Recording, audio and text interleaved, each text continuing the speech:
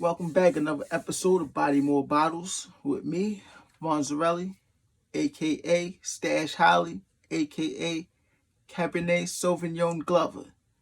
Still March, still Women's History Month. So, this episode, we got a set of women that we're going to pay homage to today. We got the McBride Sisters, Robin and Andrea McBride. Two sisters grew up apart. One grew up in New Zealand, one grew up in California. They didn't know each other. In 1999, they met each other, and what they went on to do was become the first African American sisters to found and establish their own wine company. So, like I said, they met each other in 1999. Their father's dying wish was for them to be reunited. And when they reunited, they discovered that they both shared the love for wine. So what they did was they first started a business that imported wines from New Zealand to America, which was called Eco Love Wine. Yeah, Eco Love Wines. It was basically, like I just said, they imported sustainable wines from New Zealand to the American market. From there, they went on in 2010 to start the McBride Sisters Wine Company. And then they partnered with Diego Chateau and Estates Wines to create Trouvé Wines, which is a finely balanced wine from the central coast of California. I believe it's Andrea was the one from New Zealand, and Robin is the one from California. And in their line of McBride Sisters wine, they have another set of wine called Black Girl Magic, which a couple of which I'm going to be reviewing today. They have a Sparkling Brut, a Zinfandel. No, not a Zinfandel. Yeah, I think they have a Zinfandel. I think they have a Merlot, a Red Blend, and a Riesling. Today we have three of those wines here. So let's get into it. First, we're going to start off with the rosé. All these bottles were between maybe $20 and $25 that I found. It's the most I ever spent for some wine. Let's read what we have on the packaging. Black Girl Magic Rosé 2019, 13% alcohol. Black Girl Magic is more than a phrase. It's a feeling, a look, a mood, a taste.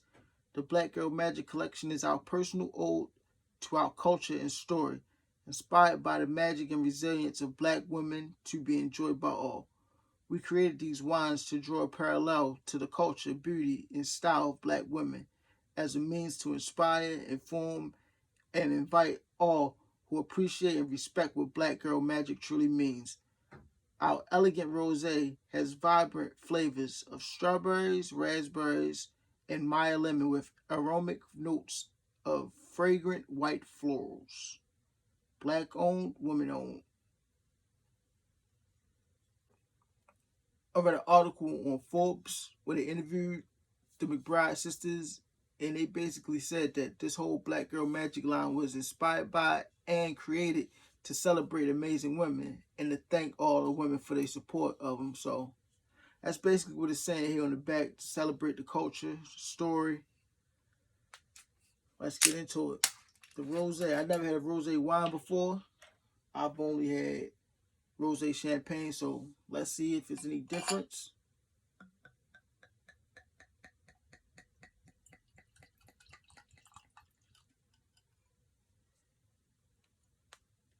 There you can get the nice pink color. Light pink, just like some rosé wine. Just no carbonation, looks like to me. Let's get a nose.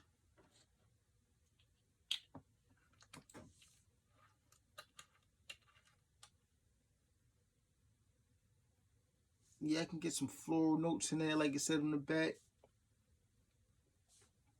A lot of the grape. Smells like a dry wine. Let's get a taste.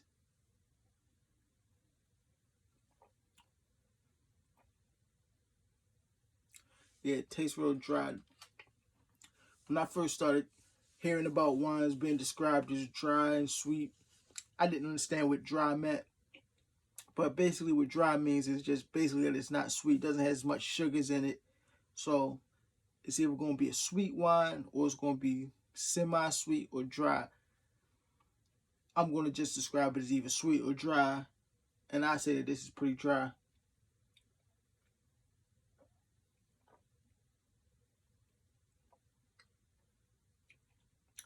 Very smooth, easy to drink. I can taste that lemon. Not too much on the strawberry and raspberry.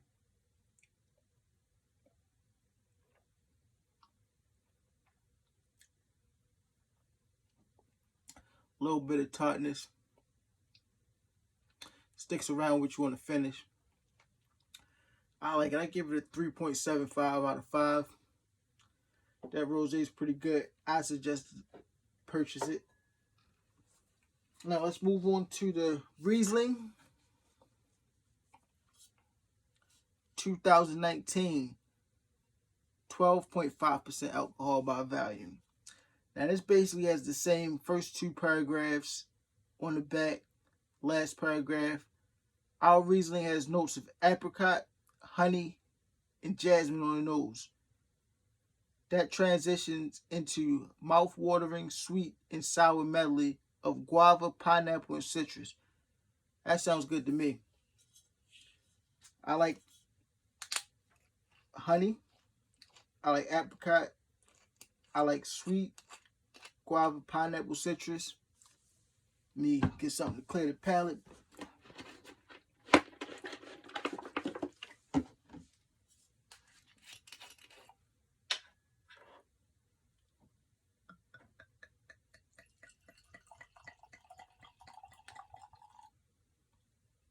Now, most white wines that I've had already have been sweet. The only white wine I've had so far is a Moscato. And I say that's pretty sweet. We can see here that's a white wine. Very clear, yellow. Kind of, be honest, looks like some white grape juice, basically. Let's give it a nose.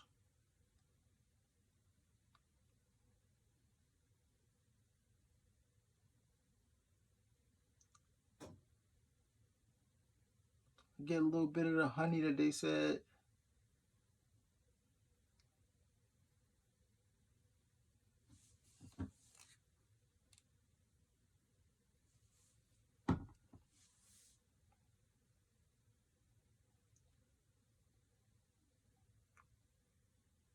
I don't know what jasmine smells like, but if it's supposed to be floral, then that must be what I'm smelling.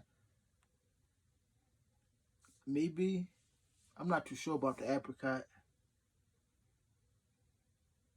But I definitely get a little bit of honey, of course the grape, and some flowers. Time for the taste. Cheers.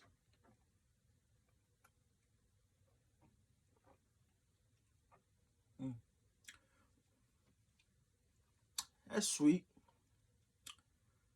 This must be what semi-sweet is. It's not real sweet as others that I've had before, but it does taste like juice.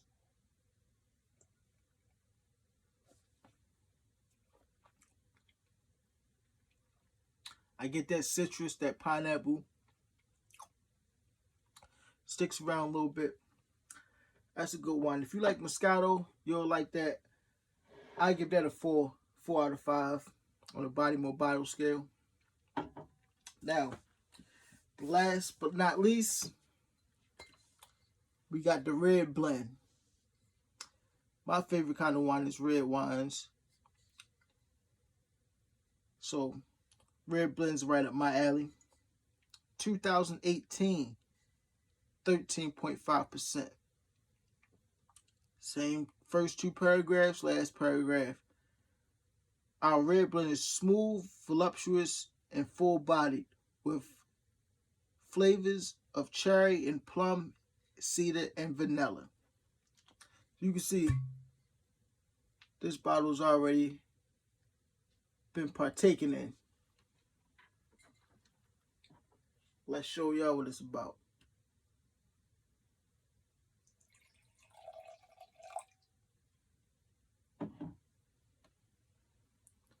Nice dark color. You can hardly see through it. You can see through it when you swirl it, but when it's just sitting at the bottom, you can't see through that. Burgundy in color.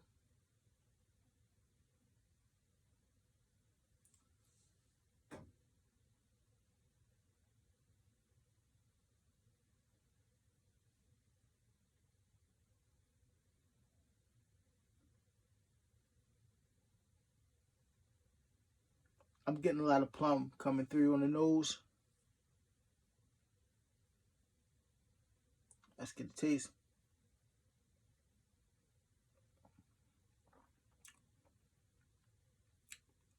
Another dry one.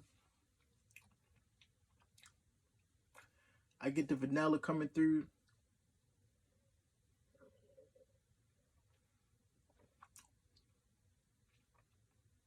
Very fruity, smooth, dry, full of flavor.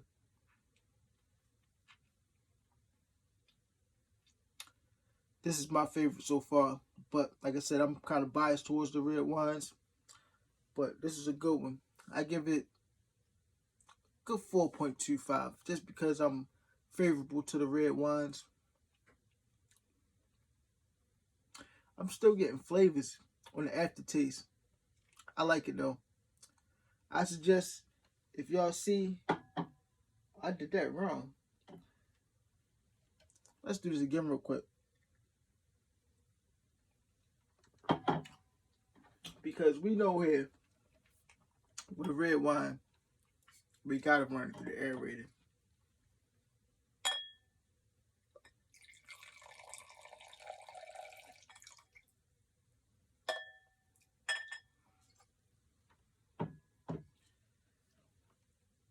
Now let's see. Heavier plum smell coming through.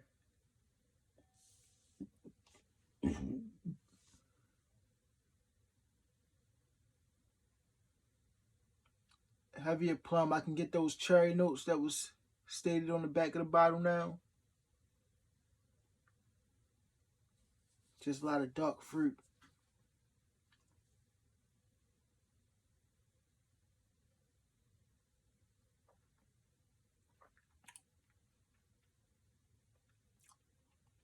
Still getting the fruit, more fruit than the vanilla that I tasted at first, but the vanilla's still there.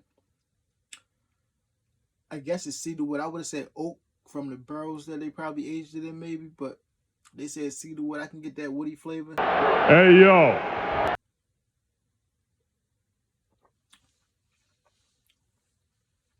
Still dry, but very smooth. Still a 4.25 in my book. So, if y'all see, y'all go out, I would suggest you go looking for them. Because if you're looking for a wine for the night, go find yourself a Black Girl Magic. Support black business. It's a good product. I stand by it. Y'all drink responsibly. Don't drink and drive. Be safe out there, man. And don't forget, body them bottles. Peace.